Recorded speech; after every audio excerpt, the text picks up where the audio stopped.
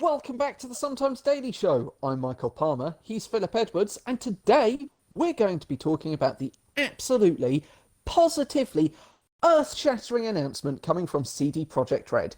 You may want to be sat down for this one. Cyberpunk 2077 will have crunch. Now, while you take time to recover from this shocking revelation that I'm certain you didn't see coming, we'll fill you in on the details a bit more. CD Projekt Red, in an email that was shared with the legend Jason Schreier, have mandated that, in the run-up to launch, everyone is going to have to start working 6-day weeks. On the surface, this sounds terrible, especially coming from a company that has a history of horrendous crunch. And just a year after the co-CEO told Kotaku that they would be doing everything they could to avoid mandatory crunch. But we would like to try and temper your rage. Before we do, let's clarify something really quick. We are just about to try and make a case for why, in this instance, the crunch might be necessary or maybe even possibly good.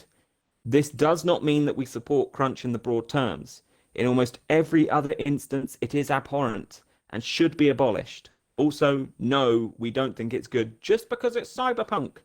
With that out of the way, take it away, Michael. There are a couple of mitigating factors when it comes to this crunch. A shockingly large amount of video game companies don't pay for the overtime they force employees to work. Not the case with CD Projekt Red. They will be paying everyone for all of the overtime that they have to work. The other two factors come from the email Adam Badowski, CDPR studio head, sent out. He explicitly takes responsibility for this decision. Quote, "I take it upon myself to receive the full backlash for the decision." End quote. If we give Sean Murray incredible respect for taking responsibility for the failure that was No Man's Sky at launch, then I feel we have to give Adam the same. Adam went on to explain, quote, "I know this is in direct opposition to what we said about crunch. It's also in direct opposition to what I personally grew to believe a while back, that crunch should never be the answer, but we've extended all other possible means of navigating the situation." End quote.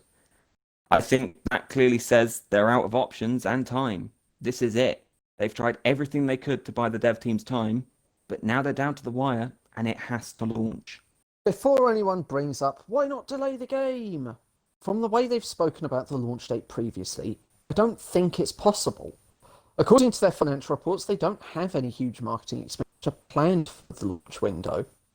To me, that means they've done a deal with one of the platform holders, so all the marketing will be branded in an effort to help shift consoles. While this crunch is bad, we hope we could help you see it from a different angle and perhaps understand a little bit of the business side. That's going to be it for today. Hit that like and subscribe button and share it with a friend. I mean, why not?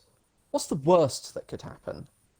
And remember to check back tomorrow for another episode, because if you don't, I'm going to make you listen to your favourite song over and over until you hate it. That way, whenever you hear the song, you'll remember you should be watching the Sometimes Daily Show. So, see you next time.